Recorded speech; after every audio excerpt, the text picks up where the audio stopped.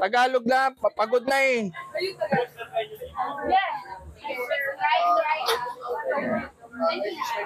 Ano pong name, ma'am? Yan. Ma'am, anong name? Mer. Mer. Okay. Let's go, ma'am. Hamsa. Summer. Let's go. Summer. 300 na 300. Let's go. Yan. Diyos ko kasi English. Nakakapagod mag-English. Limited lang English ko eh.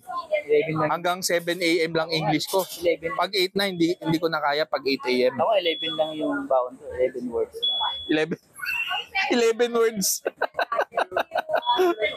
Let's go, ma'am. Wala siyang oras. Repetitions lang yung binibilang, ma'am. So as you can see dun sa makikita mo yung power na gine-generate mo. And dun sa range of motion, mapapansin mo kung pantay yung kaliwa sa kanan. Left and right. The green and the yellow-green. So pantay naman yung shoulders mo. Ibig sabihin wala ka scolio. Okay na? Up, turn up muna, turn up. Yan, okay. Then, okay. Kamusta po? It's hard.